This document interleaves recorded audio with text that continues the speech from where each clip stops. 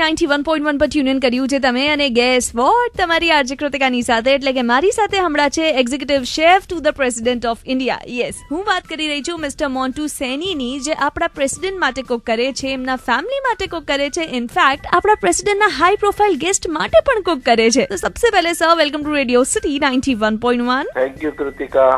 કેમ છો સુરત? મજામાં ને? શું ચાલે છે નવા જૂનીમાં? सुपर्ब.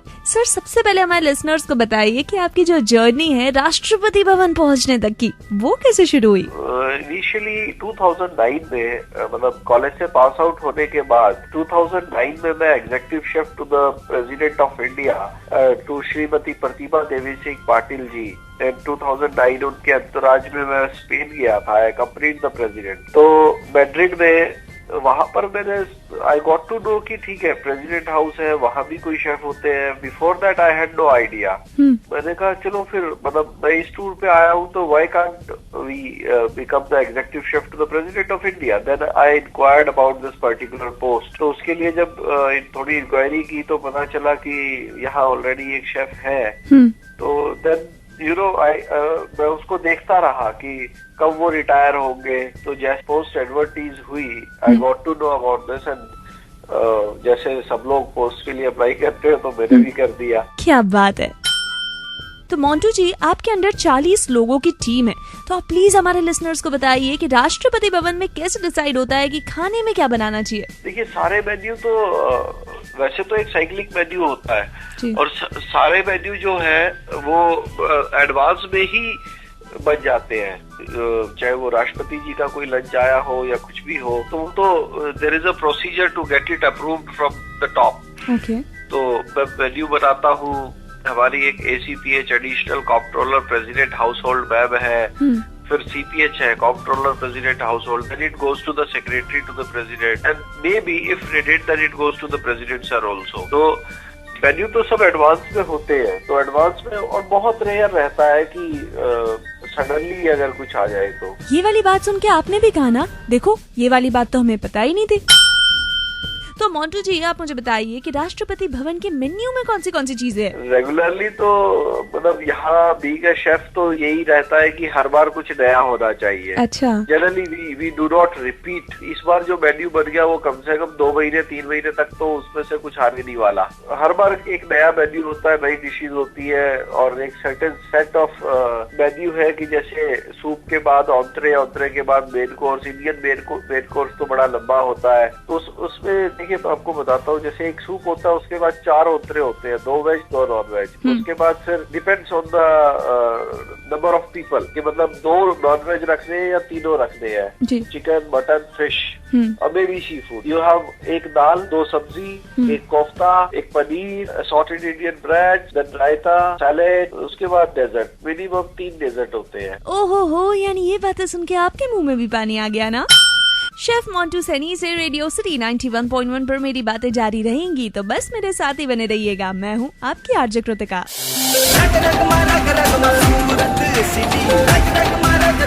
आप भी हमेशा कंफ्यूज रहती है ना कि कृतिका तुम्हें बताओ ना खाने को इंटरेस्टिंग ट्विस्ट कैसे दिया जाए. रेडियो सिटी 91.1 सुन रहे हैं आप, और बस इसी प्रॉब्लम को सॉल्व करने के लिए आपकी आरजे कृतिका के साथ यानी मेरे साथ अभी है राष्ट्रपति भवन के एग्जीक्यूटिव शेफ मोन्टू सेनी. मोन्टू जी, जो हाउसवाइफ रहती है उनका एक बड़ा ही टेंशन रहता है कि आखिर खाने में क्या बनाएं. तो प्लीज ये वाली झंझट का उपाय बताइए. देखिए खाने में आप एक ही चीज को ना आप 3 अलग अलग ग्रेवीज में सर्व कर सकते हैं. मतलब उसका बेस बदल दीजिए. खाने को जब भी बनाए उसका ध्यान रखें कि ठीक है लास्ट टाइम मैंने पनीर ही दिया था, बट पनीर हर बार वो प्याज टमाटर की ग्रेवी या मटर के साथ ही नहीं चलेगा. आप उसको कभी पालक में दे दीजिए, कभी साग में दे दीजिए, कभी उसको जो कढ़ाई ग्रेवी बनाते हैं उसमें दे दीजिए. मैं ज्यादा टेक्निकल भाषा तो नहीं यूज करूंगा क्योंकि उतनी ज्यादा एक्सपर्टीज घरों में होना थोड़ा मुश्किल हो जाता है, क्योंकि all women are busy with other household works also. यानी खाने में अब नया तड़का, नया ट्विस्ट कैसे दिया जाए वो तो अब आप समझ ही चुकी है. सच सच बताओ, आपके माइंड में भी यही क्वेश्चन चल रहा था ना? तो चलो आपके मन की जो बात है वो मैं आपकी आरजे कृतिका पूछ लेती हूँ। रेडियो सिटी 91.1 सुन रहे हैं आप और आपकी आरजे कृतिका के साथ यानी मेरे साथ अभी है राष्ट्रपति भवन के एग्जीक्यूटिव शेफ मोंटू सैनी। मोंटू जी, आपने भी कुकिंग में 10 साल का एक्सपीरियंस लिया है और अब आप राष्ट्रपति भवन के एग्जीक्यूटिव शेफ है। तो मुझे बताइए, राष्ट्रपति भवन में कुक करने के लिए सबसे बड़ा ऐसा कौन सा चैलेंज है जो आपको फेस करना पड़ा? This was my biggest challenge. अगर कोरमा है तो जी वो कहते हैं कि तेल तो कोरमे में होगा ही होगा और कम से कम 1 इंच ऊपर तक होगा। This was my biggest challenge कि मुझे जो मेरी डिशेज है, जो ईपीएनएस की डिशेज में खाना जब शोकेस होता है गेस्ट को, उसमें तेल नहीं होना चाहिए। अच्छा। और इंडियन फूड तो तेल का बहुत सारा काम है। And by the touchwood, by the grace of God, I could achieve my task within a couple of banquets. शुरू के बैंक्वेट्स में ही मैंने कहा ठीक है तेल नहीं होगा सर। अच्छा। तो शुरू के 2 बैंक्वेट में उन्होंने कहा कि ये क्या हो रहा है, मतलब कहाँ गया तेल। देखिए, एक तो आपको है ना, जो आपके कुक्स होते हैं उनको मोटिवेट करने की जरूरत होती है, थोड़ा सा साथ में खड़ा रहना पड़ेगा। फॉर एग्जाम्पल, अब ऑलरेडी आपके पास ब्राउन अनियंस हैं जो आपने दही में पीस के जिसकी ग्रेवी बनानी है। तो जब आप ऑलरेडी आपके पास ब्राउन अनियंस है जो फ्राइड, ऑलरेडी फ्राइड है, आपने उसको पीस लिया, दही पे भिगो के पीस लिया, जो भी आपकी रेसिपी है जिस भी डिश की है। अब जब आप तड़का बना रहे हो तो आपने उसको कितना, एक चम्मच तेल चाहिए ताकि जो आपका होल गरम मसाला है वो सौते हो जाए बस जी। बाकी तो ऑलरेडी आपके पास ब्राउन अनियंस रेडी है, तो वो पीस के सीधा डालो ना डायरेक्ट में। अब इतना तेल क्यों डालने की जरूरत है? एक स्टेप पे तेल खत्म हो गया। अब बचा जो ब्राउन अनियन में तेल है वो तो आएगा ही आएगा। अब जैसे मैंने ग्रेवी बनाई, उसमें मैंने आटा भून के डाला, तो आटा क्या, जब आप आटा भून के डालोगे तो वो उसको भी तो कुछ चाहिएगा ना खुराक। जब गरम आटा उसमें डलेगा तो वो भी पी जाएगा। तो इस तरीके से कुछ रेसिपीज में चेंज किया और परफेक्ट हेल्दी और यमी खाना प्रिपेयर किया। राष्ट्रपति भवन के बैंक्वेट्स के बारे में कुछ बताइए। राष्ट्रपति भवन बैंक्वेट्स में क्या होता है कि 3 लाइटें होती है, ब्लू, ग्रीन एंड रेड जी। तो जैसे ही बटलर्स जो सर्वर्स होते हैं, ब्लू होती है या ग्रीन होती है, जैसे ही उनको क्लियरेंस करनी होती है या सर्व करना होता है, हेड बटलर खड़े होते हैं टॉप पे जो डायरेक्शन देते हैं जी। तो जैसे ही butlers the moment they walk into the kitchen to pick up their dishes to serve, तो जैसे ही जब वो हम उनको देते हैं किचन से, वो जैसे ही खोलते हैं तो उस वक्त उसमें तेल नहीं होना चाहिए। अच्छा।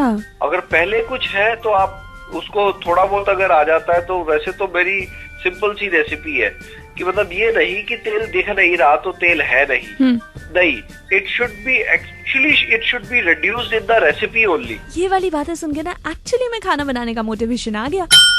मोंटू सैनी जी ने हमें बताया कि राष्ट्रपति भवन में 2 किचन है, एक बड़ा वाला किचन और एक छोटा वाला किचन। तो बस इसी बात पे आपकी आरजे कृतिका के साथ यानी मेरे साथ रेडियो सिटी 91.1 पर है राष्ट्रपति भवन के एग्जीक्यूटिव शेफ मोंटू सैनी जी। तो मोंटू जी, हमारे लिसनर्स को बताइए, 2 किचन है, एक बड़ा किचन और छोटा किचन, वो किस लिए है? जो लार्ज बल्क क्वांटिटी में, जो फॉर एग्जांपल जैसे अभी हमारे पास 26 जनवरी का मेरा जो एट होम होता है, सबसे बड़े फंक्शंस होते हैं, 3000, 4000, 5000 we are suppose to serve. तो उसमें जो बल्क कुकिंग होती है उसके लिए बड़ा किचन यूज होता है। वहाँ पर जो इक्विपमेंट है, ब्लैक पेन्स है, वो सब all huge and bigger in size. तो बल्क कुकिंग के लिए बड़ा किचन, छोटी कुकिंग के लिए छोटा किचन। अच्छा, तो आपको कौन सा ज्यादा पसंद है कुक करने में, बड़ा वाला या छोटा वाला?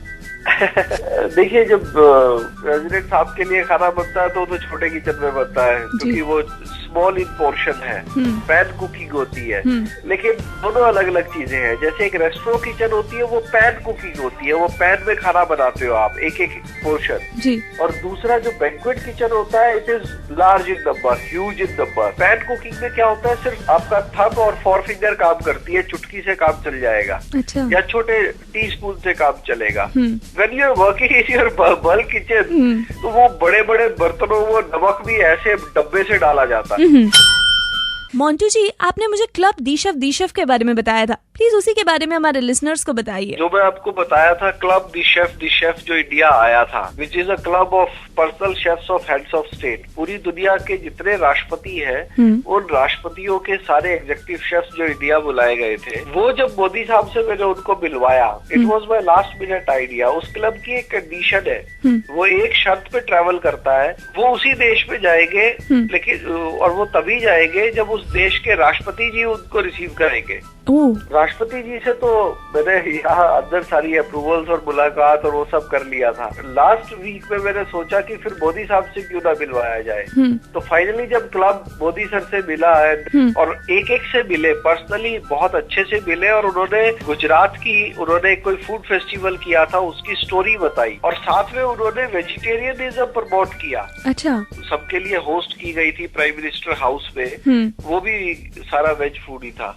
अच्छा, और उसपे भी ढोकला था। स्पेशली मोदी साहब ने बोला कि this is from my state and 0 calorie food, very healthy food. ये बातें सुन के आपको भी बहुत प्राउड फील हुआ ना?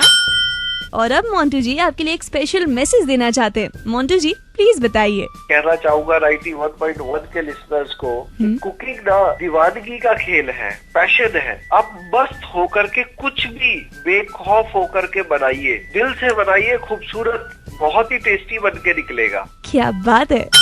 वैसे आज रात के 9 बजे तक रेडियो सिटी पर आप musical Republic of India enjoy करने वाले हैं, जिसमें आपके फेवरेट रीजन के सॉन्ग को आप आपके अंदाज में एंजॉय करेंगे, क्योंकि म्यूजिक एक ऐसी चीज है जो पूरे देश को एक धागे में बांध के रखती है। म्यूजिक भले ही इंडिया के किसी भी कोने का हो, पहुंचता सीधे दिल तक है। तो बस रेडियो सिटी 91.1 पर ही बने रहिएगा। रग रग में है इंडियन रिपब्लिक, रग रग में है इंडियन म्यूजिक।